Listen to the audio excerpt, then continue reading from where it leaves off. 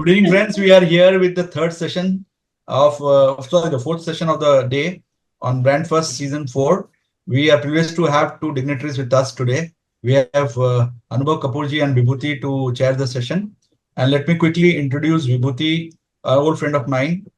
Vibhuti Bhatt is the director of One Advertising Communication Services Private Limited and a trailblazer in the industry for over 30 years of experience. She is the recipient of multiple accolades, including the Creative Powerhouse of Gujarat Award and Most Remarkable Professional of 2021 Award. From devising 360-degree communication solutions for brands like Coca-Cola, Amul, Tata Motors, IM, Rasna, Adani Gas, Kitchen Express, and SCG Hospitals to drive award-winning marketing campaign, her expertise span over diverse industry. Today, I would also like to take this opportunity to confess and say that Vibhuti was the one person who motivated me to be in this industry. So we were in marketing together many years back in Symphony, and we used to interact a lot. And she was the person who motivated me to say that why not you join advertising and marketing communication. Vibhuti, I was telling about your very important role in my career. And I was telling them that Vibhuti was the person who actually ignited me, inspired me to go to advertising. Otherwise, I would have been completely into marketing and then my old symphony days. She was there and she had inspired me to be in this industry. And I felt I had taken right decision after her In advice. fact, we did a lot of serious business of air cooler together. And At that time. while doing that business, we learned that it is better to be in the service industry. Yeah. So that was the day. So over to you, Vibhuti, to take care of the session. Yeah, please. Sure. So, very good afternoon, all of you. And it is really my privilege to stand before you today at the much anticipated Brand Fest, which has now entered in the fourth successful year. At the outset, I would like to extend my heartfelt thanks to Mr. Sanjay Chakravarti, I appreciate it. whose unwavering vision and tireless efforts have made this platform a beacon of marketing and communication professionals. Sanjay, your commitment to fostering creativity and collaboration in our industry is truly commendable. Let's give him a big round of thumbs up. No, thanks. Thank you. Thank you. Events like Brand Fest hold immense importance in our sector. In a rapidly evolving world where trends, technology, and consumer behavior shift at lightning speed, platforms like this serve as vital touch points for exchanging ideas, exploring innovations, and staying ahead of the curve. They remind us that marketing is not just about selling products, but about crafting meaningful connections, building trust, and creating the value for both brands as well as for the consumers. In this session, we are addressing a topic that lies at the intersection of creativity, strategy, and legality. Intellectual property rights, the secret ingredient of brand success. Protecting a brand's intellectual property is no longer an option, it has become a necessity today. Trademarks, copyrights, patents, and trade secrets are not just legal tools, they are strategic assets that can drive growth, build resilience, and secure a brand's future. To lead us through this crucial conversation, we are privileged to have Mr. Anubhav Kapoor, General Counsel and Senior Vice President at Samvardhana Motherson Group. As our speaker today, Mr. Kapoor is an accomplished professional whose career exemplifies versatility and excellence. A law graduate and a member of Institute of Company Secretaries of India, he holds a master's in law from the prestigious University of Michigan, Ann Arbor, and an MBA in Finance and Information Technology from the Institute of Management Technology. Mr. Kapoor is a member of Legal Service Committee of CII and has an illustrious career spanning leading from the organizations like Ford, Tata Technologies, Cumming, Domino's Pizza, Polaris Software, and so on. Over the years, he has worked in multifaceted areas such as mergers and acquisitions, arbitrations, litigations, structuring large business contracts, and intellectual property. As a corporate secretary, he has extensive experience handling high visibility boards, complex matters of corporate governance, insider trading, and private and public offerings. During his tenure at Tata Technologies, Mr. Kapoor also served as head of global corporate sustainability, where he championed initiatives such as the education of girls, promotion of workplace diversity, fostering innovation and design thinking among engineers. His interest in intellectual property and innovation has made him a sought after expert in the field, and his insights are sure to add immense value to our understanding of a brand protection strategies. Please join me in giving him a warm welcome, Mr. Anubhav, as you take the center stage to share your wisdom and experience. I thank you on behalf of the Brand Club for joining us today and sparing your valuable weekend time. And this year-end weekends are all the more, very engaging with family because, everyone is planning for Christmas. There's so many weddings coming up, and still you could make time for us. Really, thank you so much. The stage is all Thank you, yours. Vibhuti, for the kind words, and thank you, Sanjay, for being such an inspiration on the IP front. I think you're doing a great service by propagating such programs and communities which really value IP and creating the awareness through the young champions and also the communities who can use IP in a far more valuable way.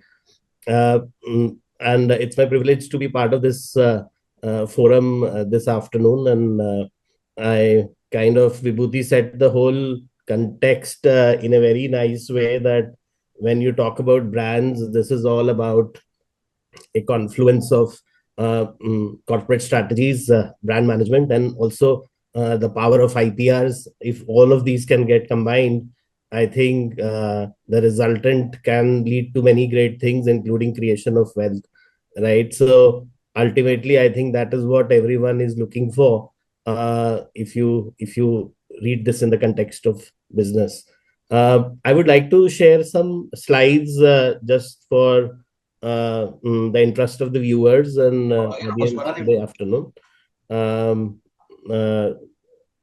And I'm just, Sanjay, can I go ahead and share? Yeah, please.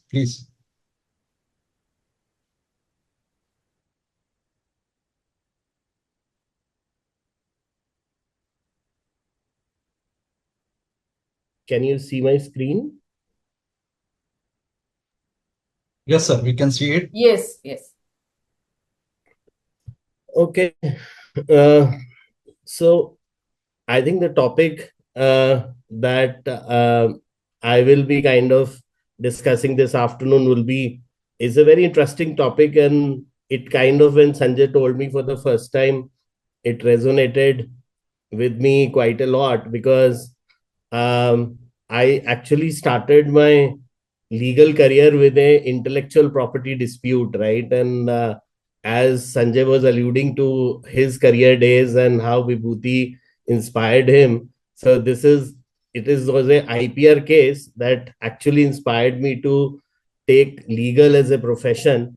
I was working with a company called as Allied Nippon Limited. They were into brake pads and brake shoes for Maruti Udyog, and I was actually a company secretary, because that's how I started my career. I'm talking way back in 96, 90, 95. And this was the first litigation that I got involved, because it was a family dispute where one brother kind of took an injunction against the other for the use of the name Allied.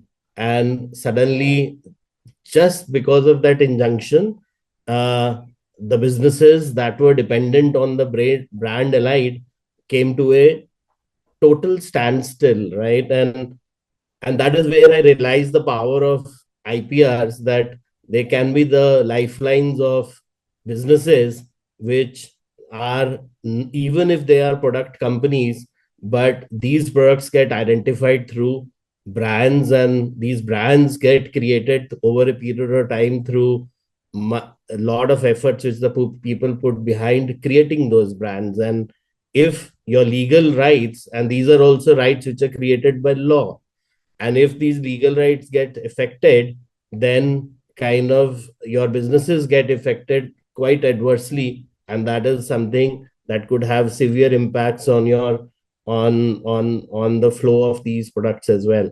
So given that, I think anyone who loves his business wants to be kind of in a uh, very coveted situation. And if I may kind of describe what brand success really means for a business is basically, I think, five things, right? So if you have a unique product, right, and nobody can copy it, or nobody can kind of create a competing product, uh, and you can protect all the features of a product in a way that you are the only one who is selling that product, I think you are in a very coveted position, and that's what everyone thinks about or dreams of, right? And as a result, if you can prevent any competition and you are in a monopolistic situation, or where you are the only one which produces the best of those products, and everyone lines up be- behind you to buy those products and nobody else can, then you are again in a very coveted position, right? And then if your perception, your customers think that your product is better than the other, and that's again something that brands kind of are made up of.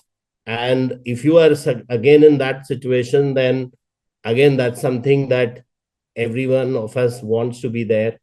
And if without doing anything, people come and want to reproduce your product, like for example a software, if you have invented such a useful software that everyone wants a copy of it, and you basically just have to give licensing of your software to others, and you make money out of it, I think that is the best way you can become richer by the day.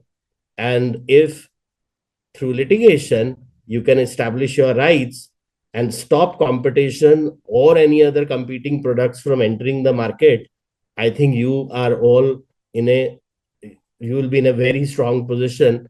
And all five of us put together, I think, is any business dream, or what we can kind of in one or two words say is a brand success, right? And that's what some of the famous brands in the world represent. Say Apple. When you talk about Apple phones, then Apple phones are kind of liked by many, not even and people who are Apple users kind of swear by the quality of the products and so on and so forth, while other phones are also equally good, but it has a separate brand identity of its own.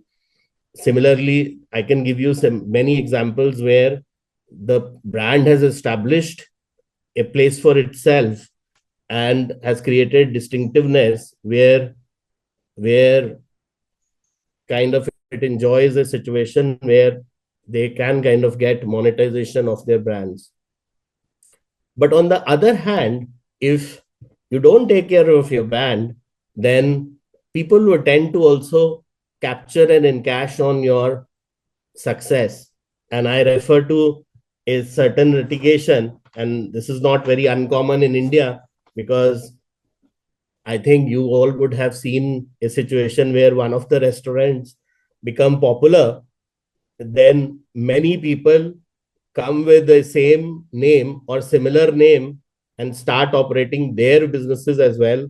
And this is very common in food industry, right? If you go to Haridwar, you have this Pahalwan ka dhaba, and then there are so many Pahalwans dhabas nearby that in the mind of a consumer, you will actually not be sure which is the real one. And a similar case happened when, in the case of a litigation that was filed in 2023 by the brand owners of Khan Chacha. Khan Chacha is a food and service outlet in Delhi.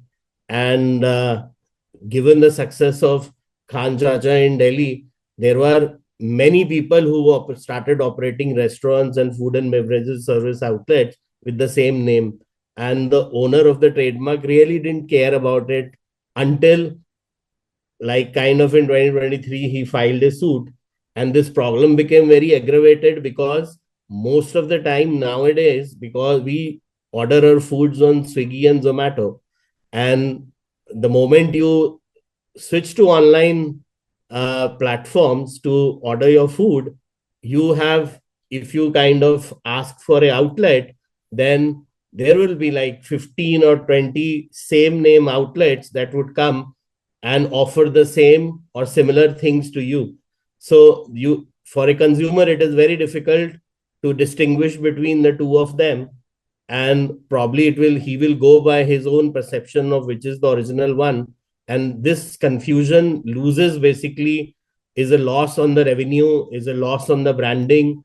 And if one of the Khan Chachas did not serve good quality food, then I think it is also a lot of loss of goodwill for all the other Khan Chachas, right? So this was a suit that was filed by the owners of Khan Chacha, and the High Court of Delhi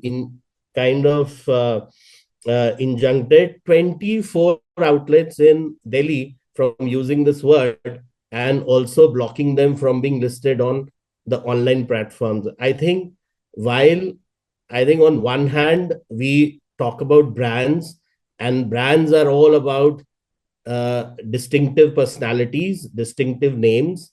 And if one has to take care and use strategies to protect your brand names, because they are associated also with the product and services that go with that name.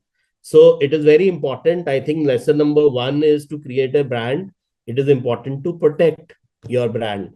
Now, obviously, there is a question in terms of how do I protect my brand name, or how do I protect create a trademark, right? And I'll come to trademarks a bit, but I also want to share with you a very interesting story on this famous brand, which you all will be aware of, called Rolls-Royce, right?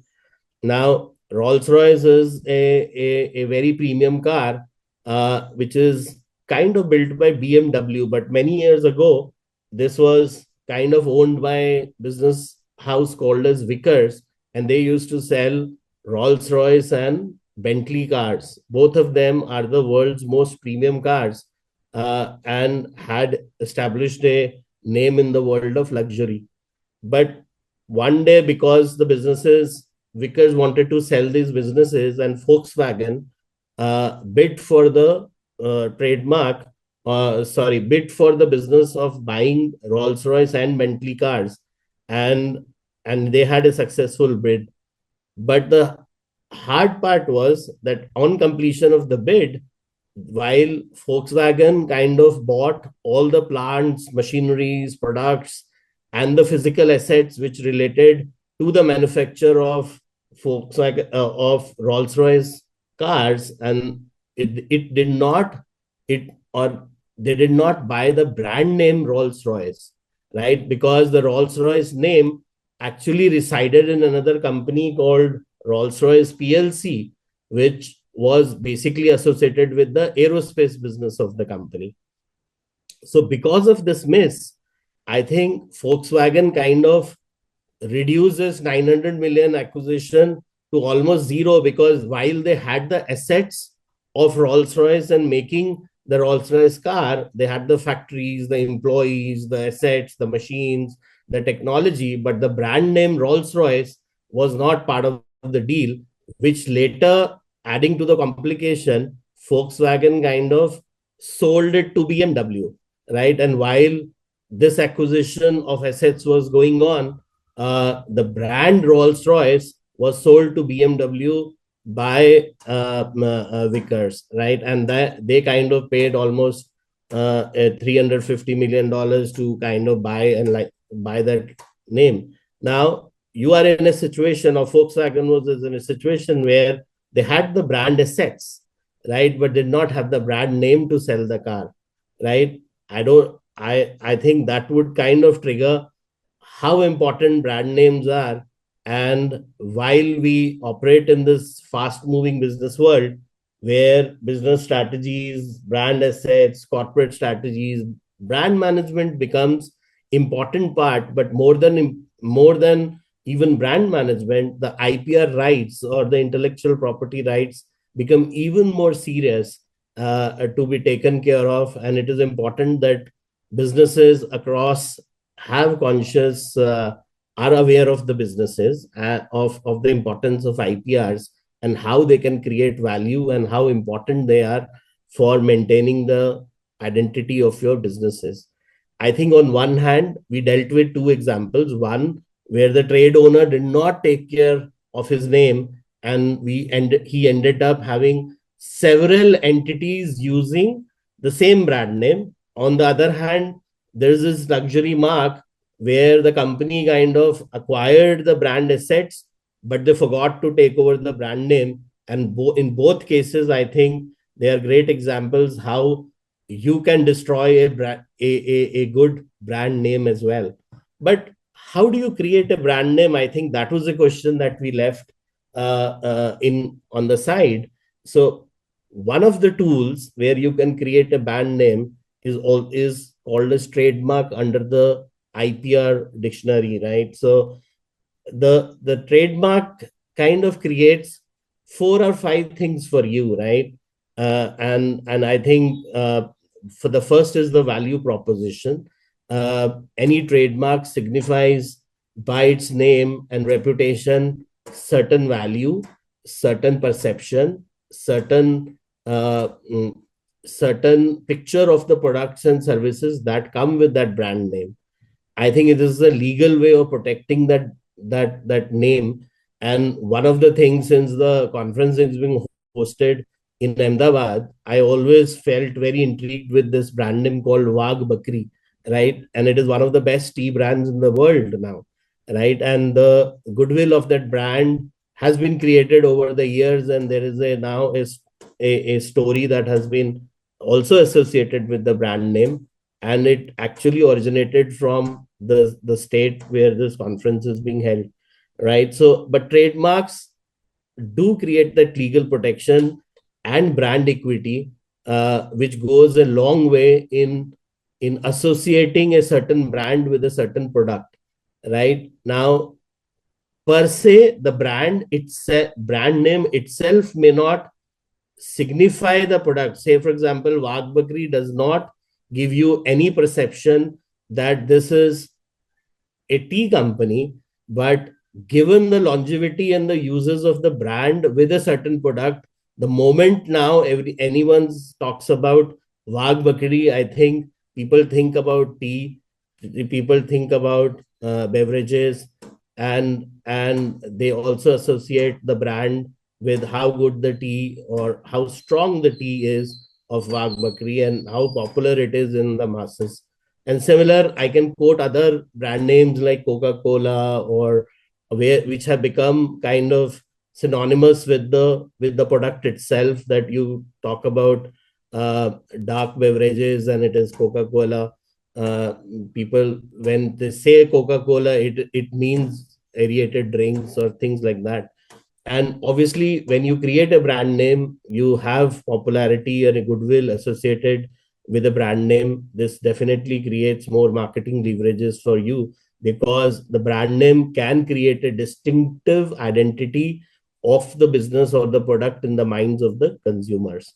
So in order to create a brand name, it is very important we understand the importance of trademarks, right? And therefore a trademark is a legal instrument or a tool which creates brand identity and is the first stepping stone to create any branding. And going forward, uh, a brand can have its own life also. uh, Over a period of time, the brand can change, its shape, its identity, and kind of uh, evolve over the period uh, of time as well, right? As the products grow or evolve. And I take the same example of Rolls-Royce, which has evolved, which has a history of over 100, 120 years now. And as you can see from the screen, that the logo has evolved over a period of time, and kind of created more value out of it till the existing this double R logo that is exists as of now. But also, uh, I would kind of specifically draw your attention to the 1911-2020 logo, which is basically a angel with wings backward. I think this comes at the hood of every Rolls-Royce car. And even if you don't mention RR, the symbol itself has become so popular that it signifies Rolls-Royce and the luxury that is associated with that angel. So a trademark can be a symbol, it can be a figure, it can be any sign, right, or any name that kind of creates a distinctiveness and is protected under the Trademark Act. So, and trademarks can change over a period of time, but it is important that we register them and create protections around the trademark. Going forward, let's go to the next tool that is required for creation of brand success and under the portfolio of IPR, and those are copyrights. While copyrights are basically used for creating protecting literary works, musical works, artistic works, cinematography, bookmarks, and computer programs, it is gaining more and more importance as the world moves towards AI and digital, right? And that is where I think copyrights are gaining importance more and more, and it is important to understand this IPR tool to create brand success. Now, here's a trick question for you. Can animals own the copyright to their selfies? Because if a human clicks a selfie and he creates that picture and he files for a copyright, the law gives him protection on that picture or a selfie. But I think there was a case where an animal clicked his own picture, and there were controversies around the same. We'll deal with that story in a bit, but let us first deal with what does copyright mean for us, right? What is the essence of copyrights? As I explained to you, copyrights basically protect are a great tool to protect the creative essence or creative works, and it has a very wide range of protections that copyright can offer us. But what is also important is in the more digital world, many of the softwares are copyright protected. Many of the AI algorithms are copyright protected, and many of the digital systems are copyright affected. And that is important because licensing is becoming more and more important as a strategy. It creates much more monetization opportunities across the spectrum. Microsoft is a great example of how licensing can be a very powerful wealth creator. Microsoft has its operating systems which we all use, and it's the most widely used operating systems across the world. And at the end of it, it's a software that runs in our laptops, and it helps us do the things that we do on our laptops and computers. It makes those machines and devices alive and has a value, because without that software, the devices would be as good as dead. And Microsoft gets its revenues through the licensing of their copyright that they have created, of their software that they have created over the year, right? And similarly, when I say Microsoft, I think Microsoft is also registered as a trademark And the moment we say Microsoft, the person relates it to the software that Microsoft sells, and that we obtain license of it, and it helps the devices or the computers to become live. So there is a very deep synergy between the trademarks and the products and subject matters of those trademarks or products and services, and how do we protect those licenses or softwares from being pilfered or copied, or and how do we create legal rights and create monetization opportunities from them. Similarly, I think I also know of businesses who do not do or manufacture anything, but they own the trademarks or the copyrights to themselves, and kind of are very important.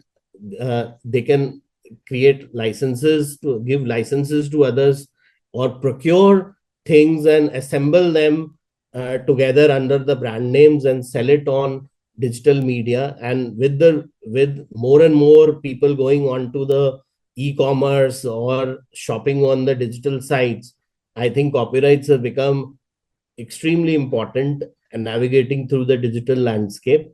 And copyrights therefore have become more important, and more controversies are now coming, especially when we move towards areas of chat GPT and generative AI.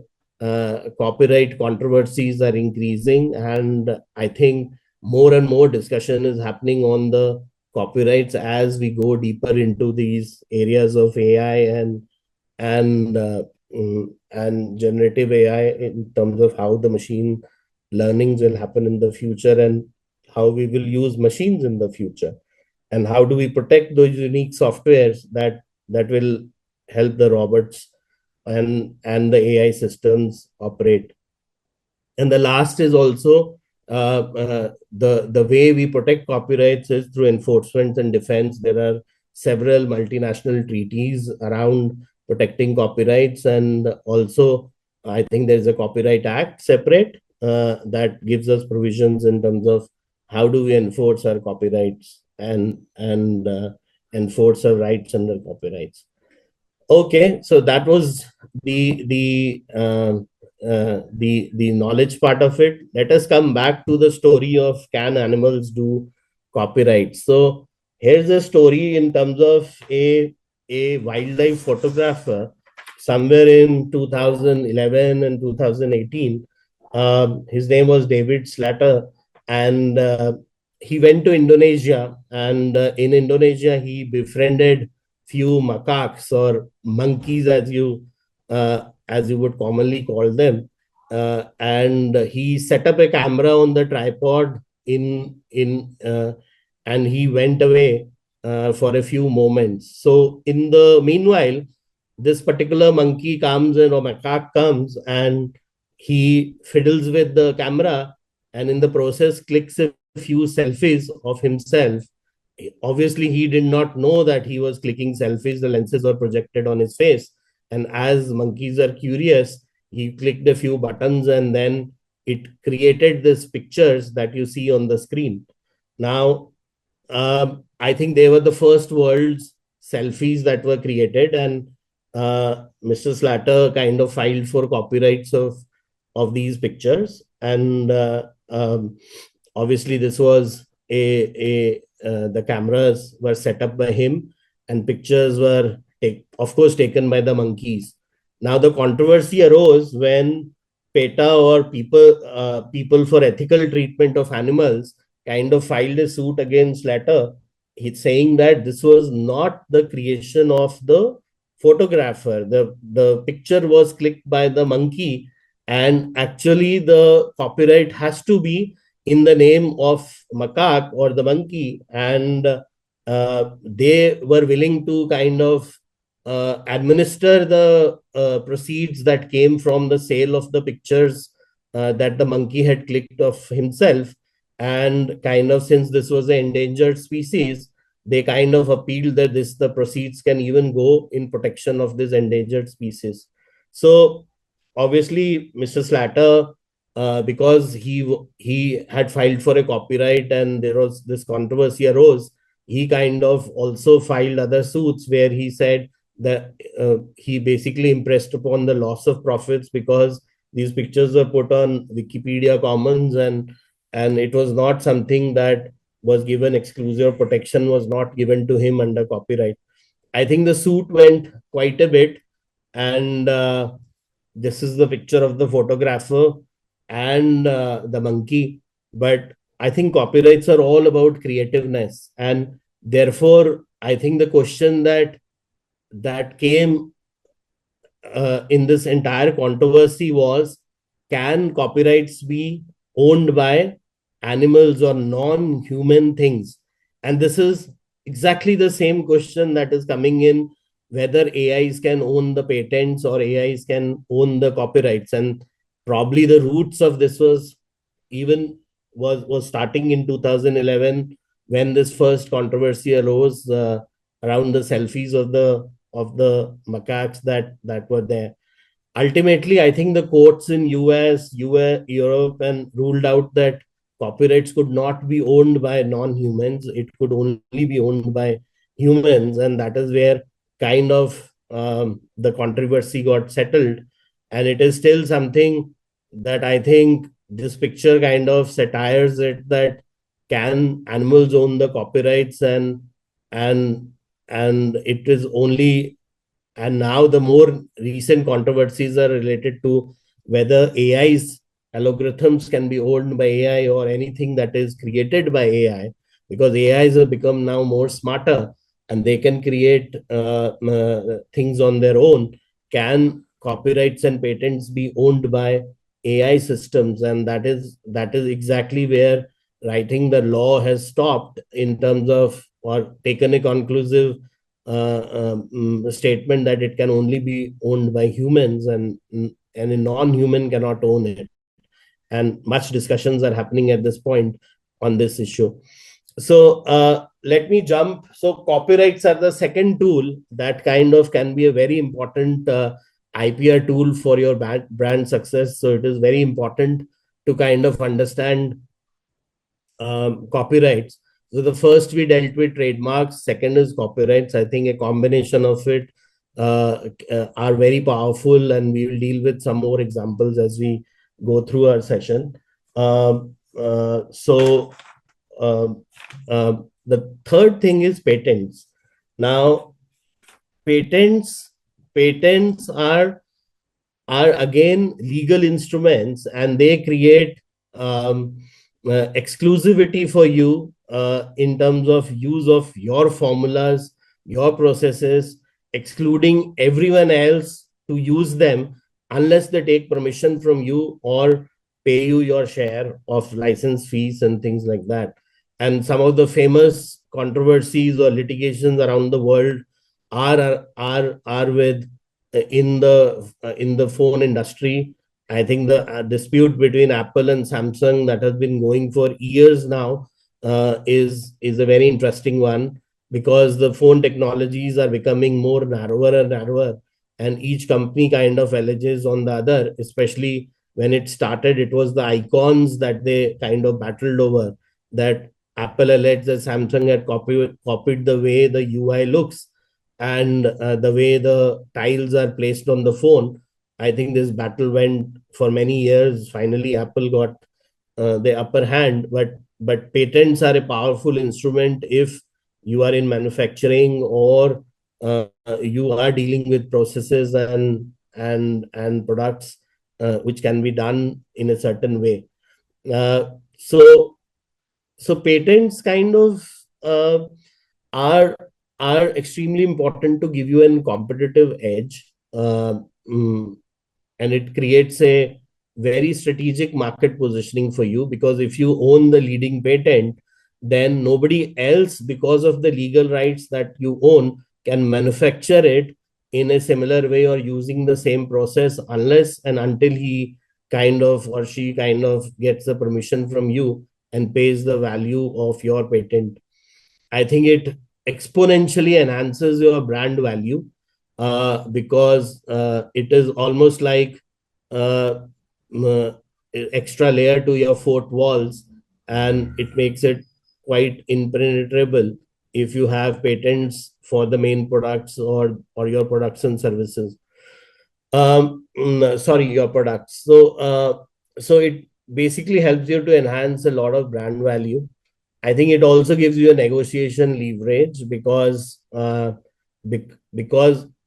if you own the patents and someone wants to use it, he probably will be forced on the negotiation table to get permissions from you. Otherwise, you can legally kind of stop him from manufacturing or selling products which kind of infringe your patents. So it's a very effective legal defense mechanism, and it gives you exclusivity against the rest of the world.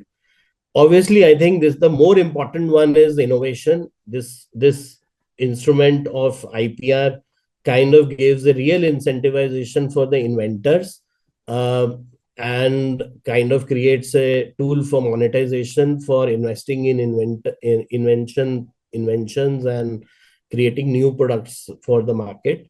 And patents can be therefore a very powerful tool, creating customer trust and also trust for your products in the market.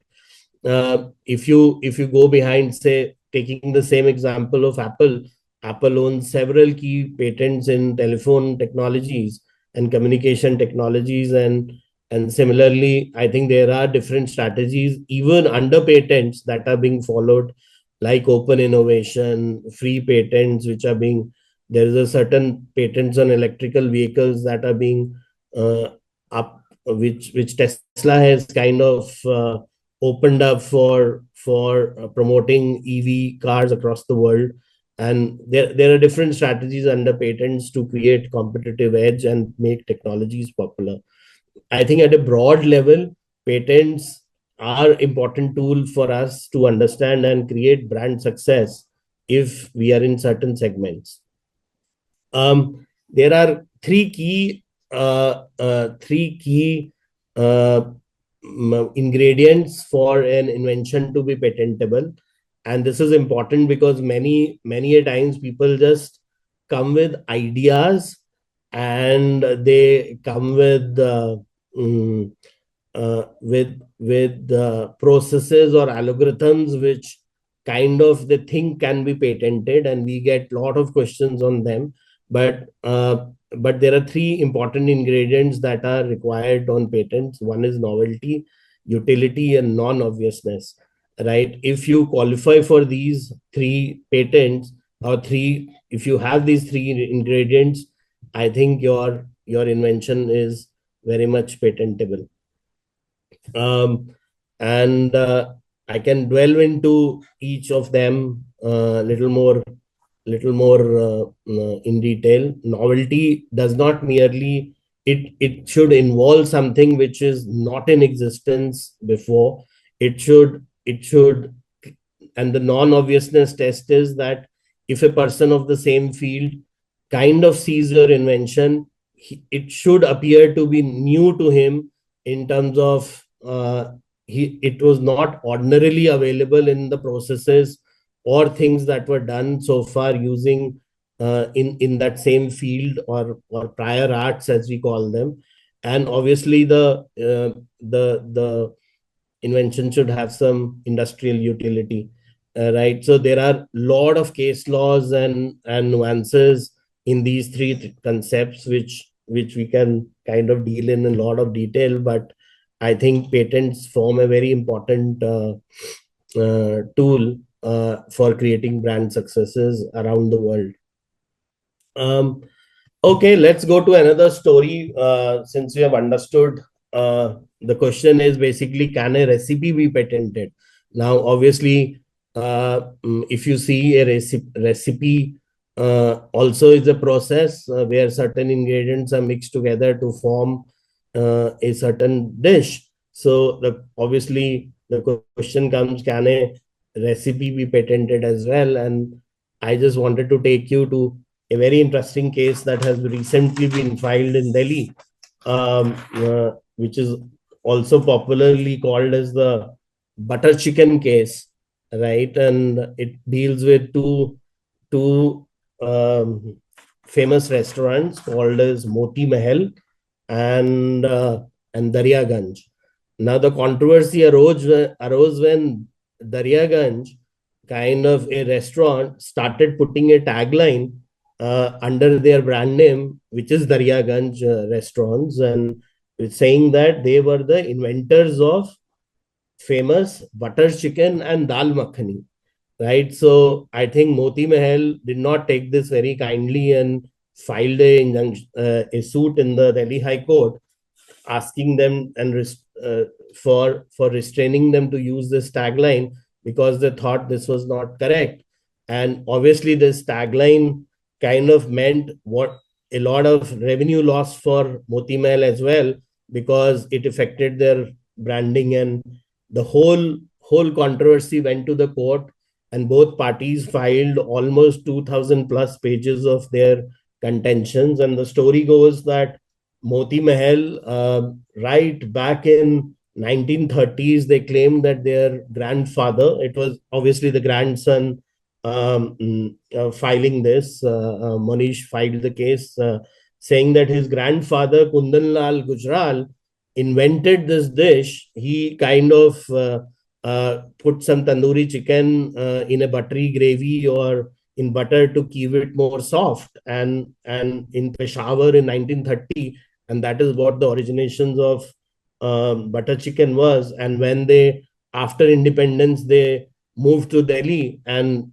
that they set up a restaurant called as Moti Mahal, and they even produced a partnership deed right in 1949, and with Kundan Lal Jaggi. So these are both Kundan Lals. One is Gujral and one is Jaggi. So Jaggi was their partner in establishing the Moti Mahal in Delhi, and also a friend. And so Kundan Lal's grandson now claims that no, his father invented, while Moti Mahal's grandfather only kind of was helpful in marketing because he invented the dish, and the dish was invented in Delhi, not in Peshawar. Uh, so so they were the real inventors of butter chicken, and that's where the controversy is, right? And obviously the crux of this whole dispute is that whosoever kind of wins this dispute and the court adjudicates in terms of who the inventor is, right, it will kind of give an edge over the other in terms of, because it will attract more customers to them, it will attract more goodwill to them, it will attract more revenue to them in the long run.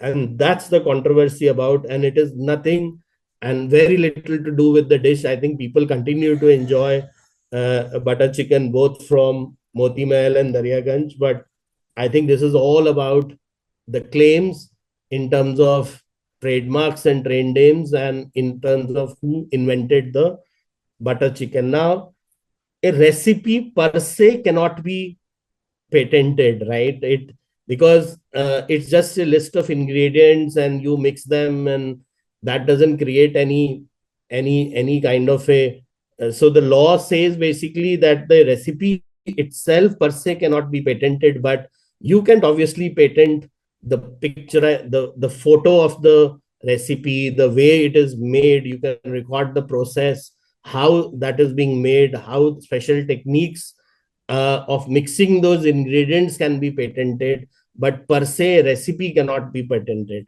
Very thin line. But this is a very interesting dispute that is going on, because later Daryaganj in 2018 also filed a trademark for butter chicken, which was not filed by Moti Mahal. Now, so Moti Mahal had to file. Now I think the courts are looking into the usage of the first time you use the word butter chicken, and in terms of prior usage of the trademark itself. So it's an interesting case being fought on in the courts right now. I think keep a watch of it, and maybe in the next session or next year in Culture Club we will discuss in more detail.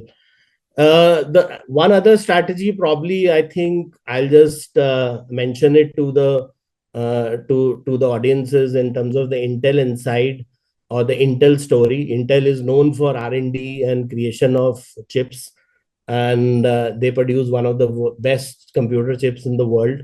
But and the chips are inside the laptop, right, or the device. You can never see a chip, but Intel kind of has very innovatively created a mix of patents, trademarks, and copyrights where they put this small sticker on the device saying that Intel inside, while they share some of the funds to kind of promote the device manufacturers, and using that funds, the device manufacturers kind of get the advertising money, but this small sticker really helps them to the users to kind of recognize the importance of chips in the processors in a PC, and also create goodwill for the brand.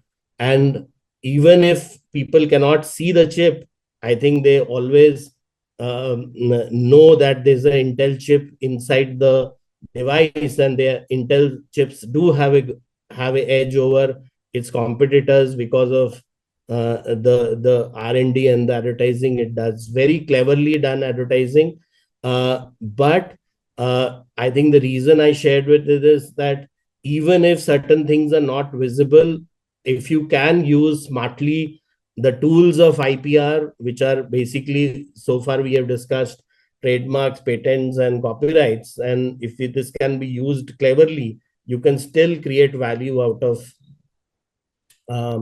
a brand name. I think the last part that I would also want to cover is that you have to be careful and nurture your brand, right? I've seen many houses and businesses who create the brand but don't enforce them, right? Or don't really protect it. I think it is very important that once you create a brand name, you protect it it consciously. If you have to kind of file litigations, please do that to improve to prevent misuse of your name. Enforcement is a great tool for creating branding, and the more you solidify your position, the more you can ensure brand success of your trademarks and trade names and products and your products as well. I think Apple is a great example. Apple faced many trademark suits in its journey, but it has always kind of fiercely protected its trademark, and there's a lot of goodwill now associated with that Apple with a bite. So there are other tools as well in the kitty of IP rights. I think we covered trademarks, copyright and designs are the other one, patents. Nowadays, geographical indications are creating are attracting many eyeballs. Trade secrets is another tool. If actually the example that I gave for recipes, the best technique to protect your recipes is trade secrets. I think Coca-Cola is a world famous example. And trade secrets are now kind of gaining a lot of importance both in IT and in physical world, where you can protect your secret ingredients or processes, and also protect your IPR and content. So these are some of the tools that are there. So just to wind up, I think there are 6 ways, I think, which you can protect you can be ensured of your brand success.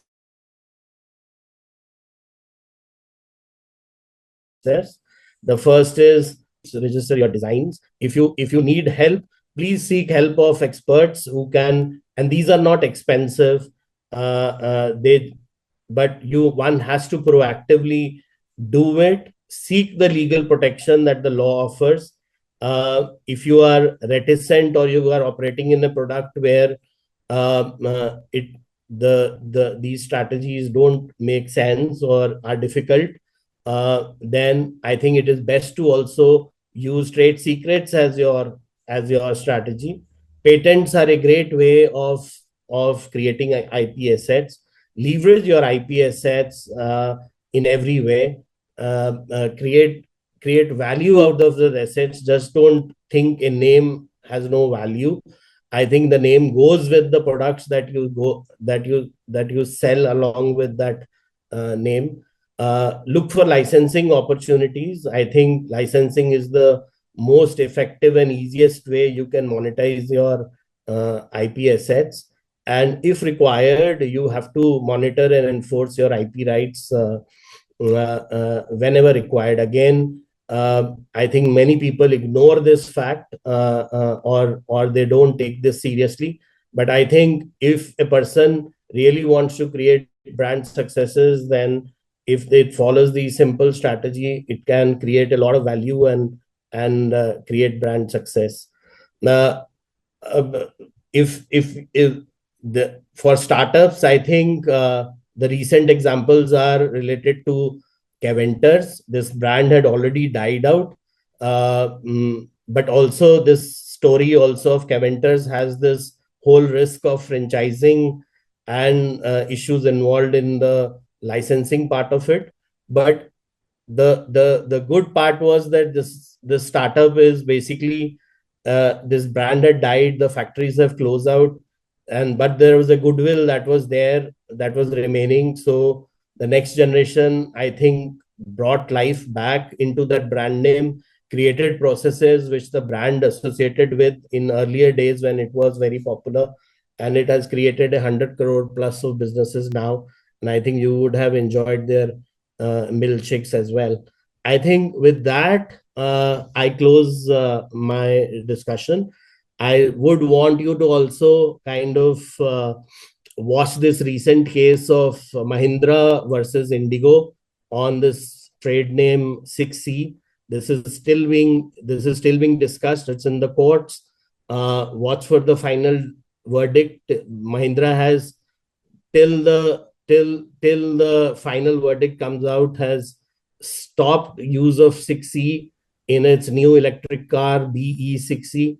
And Indigo has now more loudly started saying in their flights that we will that their flights are all tagged with 6C. So I think with that, I kind of stop here. Any questions, please let me know. Any questions from anyone? Okay, Anubhavji, thank you for sharing your Anubhav. I have a question on behalf of the entire audience sitting here. So in India, does it mean that if you got a trademark registered, it is sacrosanct for you? It may be possible that even after getting it, somebody files a, Yes. case. So you're right. You're right, Sanjay ji. After filing a trademark itself will give you the initial protection, but it does not stop others from kind of challenging the trademark, right? And that's the part of the journey. I think, therefore, enforcement and taking care of your trademarks also is important. I think we covered that example in Khan Chacha, right? He was the registered owner, but he did not take too much care of it. And even in the Caventer story, I think the licensee took precedence because we all know that there is a Caventer milkshake wala in Connaught Place, and he is merely a licensee, right? The owners were someone else, but they really did not take care of their trademarks. So one, I think registration is a must to get the legal rights under the trademark. The second also is the brand protection. I think that's the part I think many people miss nowadays. They think owning it itself is the means to an end, which is not. I think it is important to seek protection. It is important to defend your rights. It is also important to sharpen your rights, because with every such litigation, your brand becomes stronger. And I think it's a kind of an investment that you get into the litigations rather than a cost, right? So it's more of a mindset issue. Thank you, sir. I think we have one question from Nimesh. He is asking that is it possible to copyright an idea or strategy, or are there specific limitations regarding their protection under intellectual property laws? Yeah, it depends where you are copywriting, but a mere idea which is which does not satisfy is not copyrightable, right? So I think you will have to get into more details to kind of determine whether uh, a idea is copyrightable. Per se, it is not. Okay. Thank you very much, sir. I think we are at the end of the session, and you taught us that, it's not just about the creation, but it's also about enforcement and monitoring of IP, which is equally important. So you have to be, I think, in this digital world, very vigilant about, that nobody else is playing around with your IPs. Absolutely, Vibhuti ji. Digital world is a different animal altogether. I True. think one has to be not only vigilant but also engage with influencers and the activities that are going on in the digital world, because I think one is the direct prevention tools. Second is the IPR property that you have to register, and third also is the mechanics.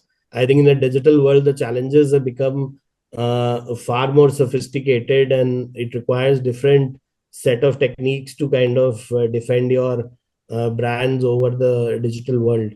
So, yeah, that's a discussion for another day. But I'll stop here. Sure. Thank you once again, sir, for joining us. It was really very, very insightful session. Yeah, on behalf of Brand Club, should say that this was an amazing learning, amazing enrichment blended with very great insights.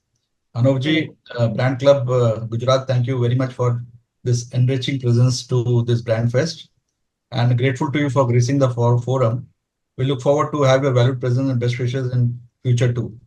And Thank you, thank you very Sanjay. much for being there always with us. Thank you very much, and thank you all the participants for being there. Thank you, sir. Thank you, everyone. Thank you.